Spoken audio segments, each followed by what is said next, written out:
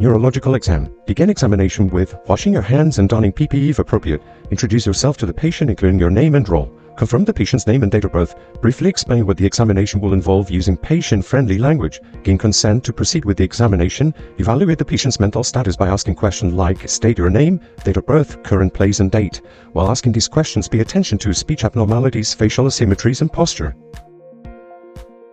Cranial nerves examination. Cranial nerve 1 olfactory. Evaluate the patency of the nasal passage by asking the patient to close each nostril and take a deep breath. Then ask the patient to close their eyes and close one nostril. Pass a mildly aromatic substance like coffee or cinnamon and ask the patient to identify it. Repeat the process on the other nostril. Cranial nerve 2 optic. Assess visual acuity by asking patient if they use any corrective lenses or contact lenses. If so, ask them to remove them. Instruct the patient to close one eye. Use the snelling chart about 14 inches or half an arm's length away. Ask the patient to read the smallest line they can see. Repeat on the other eye and record the findings. Perform confrontational test. Ask patient to cover one eye and begin wiggling fingers from one hand from 3 different angles, starting in the periphery towards the midline, changing the number of the fingers used each time. Ask patient how many fingers they can see. Perform the test on both eyes to evaluate all 4 quadrants. Perform fundoscopy exam. Approach a patient at a 20-degree angle from the periphery of the eye. Look for ratio of caliber of arteries to veins. Changes in the arteries like narrowing, papilledema, pallor, cup enlargement. Record the color, size and shape of the optic disc. Live reflex. Shine a pen light on one eye and observe for pupillary dilation as well as concentral live reflex. Record pupil size, shape and symmetry. Cranial nerves 3, 4 and 6, oculomotor, trochlear and abducens. Evaluate extraocular movements in the 6 cardinal directions of gaze. Look for conjugate movement in any of the 6 directions. Ask if the diplopia is present. If it is, ask patient to indicate in which direction is worst. Ask patient to cover one eye and look at the finger. Inspect each eye for any deviation of movement. Determine if the diplopia is monocular or binocular and if there is any skew deviation or torsional jerks. Ask patient to look at your finger as you move it to their nose and far from the nose. Look for nystagmus if present. Know the direction of gaze, plane of nystagmus and direction of rapid component. Cranial nerve 5 trigeminal. Motor function of the trigeminal nerve. Ask the patient to clench their teeth and feel the temporal and masseter muscle contraction. Lateral pterygoid is evaluated by asking the patient to move their jaw from side to side. Sensory portion of the trigeminal nerve is evaluated by testing the sensations over the ophthalmic, maxillary and mandibular region.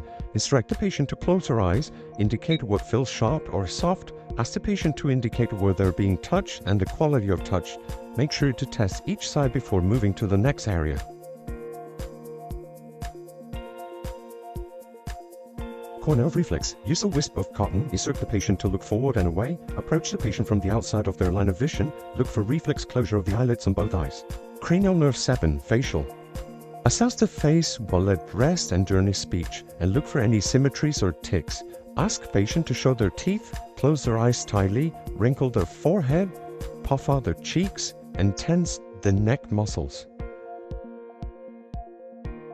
Cranial nerve 8 vestibulocochlear. Assess hearing with whisper tests. Cover one ear and whisper in their other ear. Ask patient to repeat what you said. Repeat on the other ear. The Weber and Rhines test. Perform the Weber test to evaluate for air and bone conduction. Strike the tuning fork and place it on top of the head. Ask the patient if they can hear equally on both ears. Perform the Rhine test for lateralization. Strike the tuning fork and place it over the base of the masseter. Ask the patient when they can no longer hear the sound. Then remove and place near the ear and ask if the sound is still present. Repeat on both ears. Cranial nerves 9 and 10, glossopharyngeal and vagus. Ask the patient to say ah or yawn. Observe the soft palate, pharynx and uvula. There should be a symmetrical rise in the palate and the uvula should remain midline while the pharynx moves medially. Evaluate the gap reflex by simulating the back of the throat, lightly on each side of the tongue. Cranial nerve 11, accessory. Evaluate shoulders for fasciculations or atrophy. Ask the patient to shrug their shoulders upwards against her hand. Evaluate the strength and contraction of the trapezius muscle. Ask the patient to turn their head against her hand in both directions and observe or feel the contraction of the opposite neck muscle. Cranial nerve 12, hypoglossal. Ask the patient to move the tongue from side to side and note for any asymmetry of movement. Motor system evaluation. Assess the body position, involuntary movements, characteristics of muscles, bulk, tone. Assess for tics, fasciculations, inspect the shape of muscles to identify atrophies, check if it is bilateral or unilateral, proximal or distal, evaluate the tone on passive stretch, ask the patient to relax and euflex and extend the patient's fingers, wrist, elbow, shoulders, assess the tone of lower extremities by moving the knee and ankles, look for flaccidity or spasticity.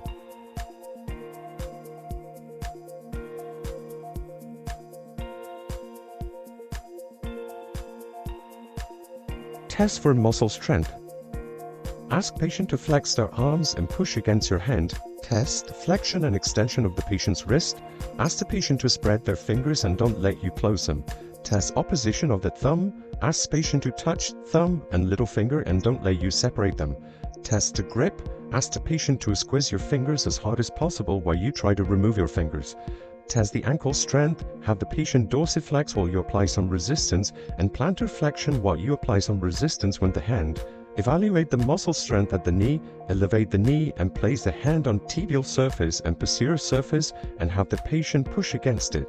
Test the flexion at the hip, place your hand on the patient's thigh and ask the patient to push against your hand. Test the hip extension by placing the hand on posterior thigh and asking the patient to push against it. To test the hip abduction and adduction, place your hand on the lateral surface of the knee and the inner surface of the knee and ask the patient to push against it. A scale from 0 to 5, 0 being no contraction noted and 5 active movement against full resistance without evident fatigue.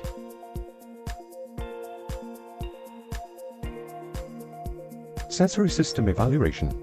Indicate patient what is sharp and what is soft. Tell the patient to close their eyes. Explain to the patient that you will be touching them in different parts of the body and they must locate the place and tell you the quality of the sensation. Ensure to assess symmetrically to determine if any unilateral deficits. This test is for discrimination and localization. Test for sensation and pain. If pain is present, no need to check for temperature.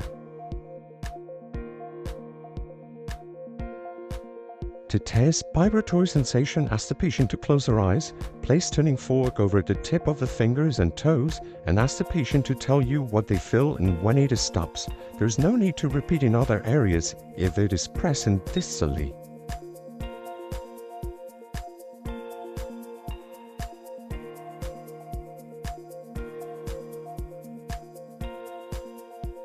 To test proprioception, ask the patient to close their eyes and hold the patient's foot and move the toe up and down. Ask the patient to tell you when it is up or when it is down, whether it is left or right. Repeat the process in the other extremities.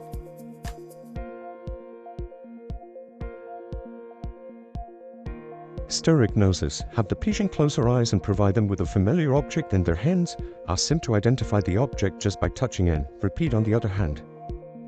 Graphesthesia. Have the patient close her eyes and draw a number on her hand. Ask the patient to identify the number drawn. Avoid drawing 8 or 0. 2-point discrimination test. Have the patient close her eyes. Touch the patient with the 2 ends of a paper clip in the hand and ask the patient to identify if they're being touched with 1 or 2 points. Repeat the test by bringing the distance from the 2 points closer and closer until they can only feel 1 touch. On finger pad, the distance should be less than 5 millimeters.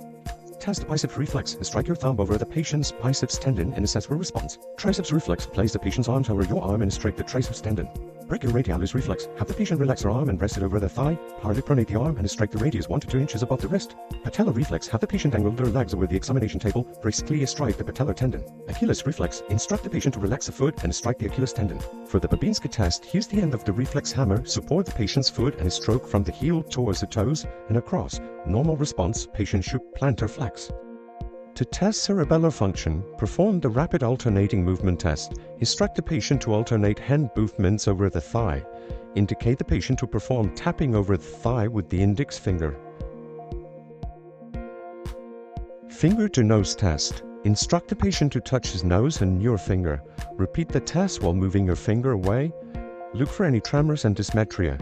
Then hold your finger steady and have the patient to touch your finger and move their arm up and away and touch your finger again. Repeat the test with the patient's eyes closed.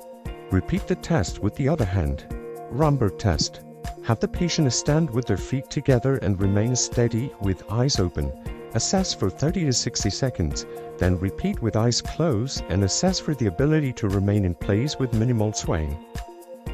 Pronator drift test. Ask the patient to hold both arms out in parallel to each other with palms up and eyes closed for 20 to 30 seconds. Observe for any drifts. Then try to depress the arms and ask the patient to maintain their arms in the initial position. Gait evaluation. Assess the patient's gait by having the patient walk up and down the room. Observe their posture, balance, arm swinging, and leg movements. Tandem test.